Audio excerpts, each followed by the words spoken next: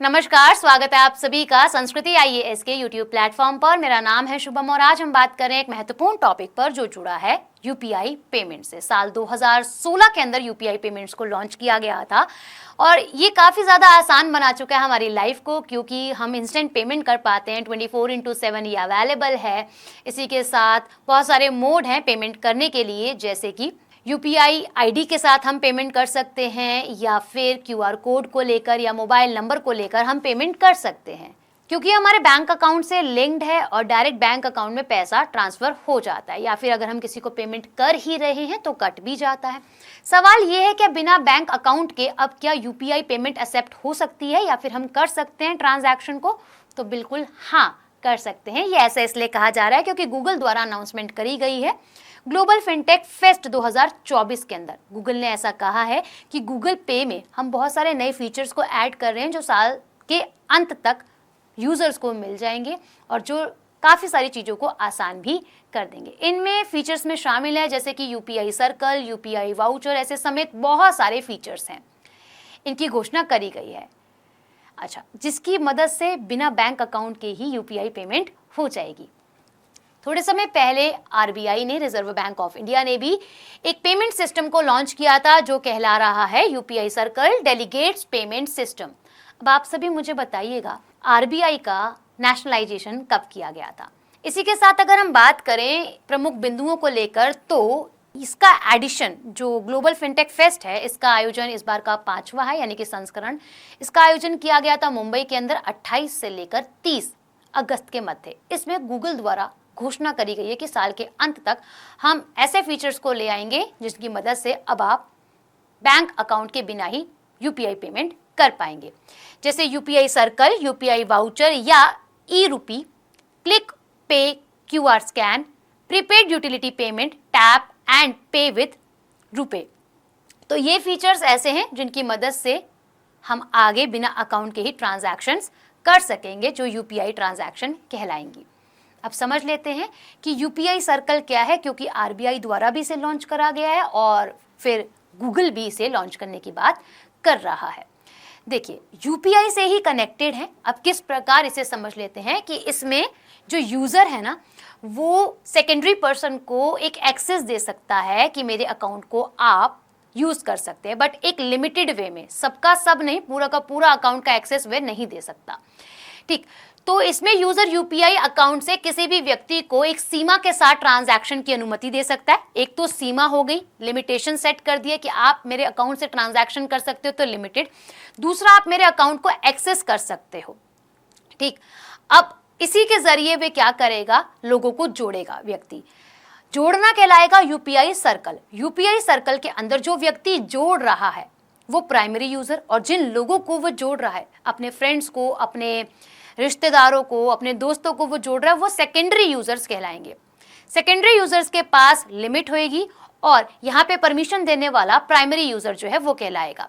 ठीक है, अच्छा, अब यहाँ पे क्या है, जिसकी वजह से ही यहाँ पर बिना खाते के ही पेमेंट हो पाएगी। अब प्राइमरी यूजर ही सर्कल क्रिएट कर सकता है, क्योंकि प्राइमरी यूजर के पास बैंक अकाउंट है और साथ ही यूपीआई अकाउंट भी है, इसीलिए वह सर्कल बना पाएगा। ये सुविधा अलग अलग जगह पर रहकर भी एक ही अकाउंट को एक्सेस करते हुए पेमेंट हो सकती है। अच्छा, अब समझ लेते हैं ये जो पेमेंट होगी वो दो तरीके से होगी। दो तरीके से कैसे? जिसमें शामिल है फुल डेलीकेशन और पार्शियल डेलीकेशन। दोनों पेमेंट के लिए ही है, बट अलग अलग तरीके से हैं। अगर फुल डेलीकेशन की हम बात करते हैं तो प्राइमरी यूजर यहाँ पर अनुमति दे रहा है ट्रांजैक्शन करने की सेकेंडरी यूजर को, कि आप मेरे अकाउंट से मैक्सिमम 15,000 रुपये का ट्रांजैक्शन कर सकते हैं। और अगर आप मैक्सिमम ट्रांजैक्शन खुद से करना चाहते हैं ना, तो एक समय पर सिंगल टाइम पे आप 5,000 रुपीज़ ही ट्रांजैक्शन कर सकते हैं। यही अगर हम बात करें पार्शियल डेलीगेशन की, तो इसके अंदर प्राइमरी यूजर अनुमति देगा सेकेंडरी यूजर को, यानी कि अप्रूवल देगा, एक अनुमति देगा कि हाँ आप अब यूज कर सकते हैं। और अप्रूवल तब मिलेगा जब प्राइमरी यूजर एम पिन को एंटर करेगा। और सेम इसमें भी 15,000 तक का अधिकतम भुगतान जो है या फिर जो ट्रांजैक्शन है वह हो सकती है। राइट, तो दो तरीके से ये होगी। अब समझ लेते हैं कि यूपीआई सर्कल में कनेक्ट कैसे किया जाएगा। जिस प्रकार हम लोग पेमेंट करते हैं वही तरीका है, फ़ोन को लेते हैं, कॉन्टैक्ट लिस्ट में से नंबर निकालते हैं और फिर उसको पेमेंट करते हैं। तरीका वैसा ही है। जब हमें ऐड करना है व्यक्ति को, तो या फैमिली फ्रेंड को या फिर अपने दोस्तों को ही ऐड करना है, तो हम सेकेंडरी यूज़र की आईडी को दर्ज करेंगे, यानी कि जो सेकंड पर्सन है। अब जिसकी यूपीआई अकाउंट को ऐड करना है हमें अपने साथ अपने सर्कल में, तो उसका यूपीआई क्यूआर कोड को लेंगे या फिर उसके नंबर को ऐड कर लेंगे जो उसका कॉन्टैक्ट नंबर है। ठीक, अब इसके बाद हमें 2 ऑप्शंस मिलेंगे परमिशन सेट करने के, जिनमें शामिल है लिमिट के साथ खर्च करें, हाँ, दूसरा है आप लोग का हर पेमेंट के लिए अप्रूवल ले। ये नहीं कि व्यक्ति जो है वो पूरा का पूरा पेमेंट ही जो है अकाउंट से खाली कर दे, तो हर पेमेंट के लिए उसे अप्रूवल जो है वो मिलना चाहिए, जो कि प्राइमरी यूजर देगा। अच्छा, अब क्या होगा, जब प्राइमरी यूजर कनेक्ट करेगा सेकेंडरी यूजर को, तो सेकेंडरी यूजर के पास नोटिफिकेशन जाएगा। जैसे ही वो एक्सेप्ट करता है तो वो एबल हो पाएगा प्राइमरी यूजर के खाते से ट्रांजैक्शन करने के लिए। यूपीआई की बात कर लेते हैं। जैसे हमने बात करी स्टार्टिंग में, से 2016 के अंदर जोड़ा गया था।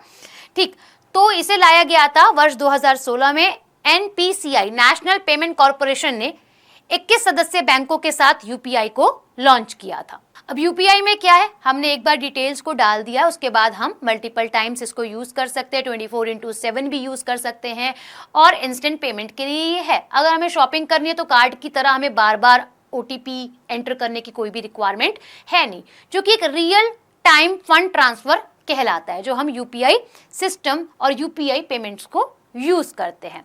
ठीक है, हम एक साथ अपने मल्टीपल अकाउंट्स को इसमें लिंक कर सकते हैं। जैसे कि बहुत सारे बैंक हैं, जैसे कि आपका पर्सनल एक बैंक है, उसके बाद एक सैलरीड अकाउंट है, तो हम इनको ऐड कर सकते हैं, यानी कि मल्टीपल अकाउंट्स को हम ऐड कर सकते हैं। नंबर अकाउंट पर हम डायरेक्ट पेमेंट कर सकते हैं, यूपीआई आईडी पर भी हम पेमेंट कर सकते हैं। इसमें हमें 24/7 सर्विस मिल जाती है, जैसे कि मैंने अभी बताया आपको।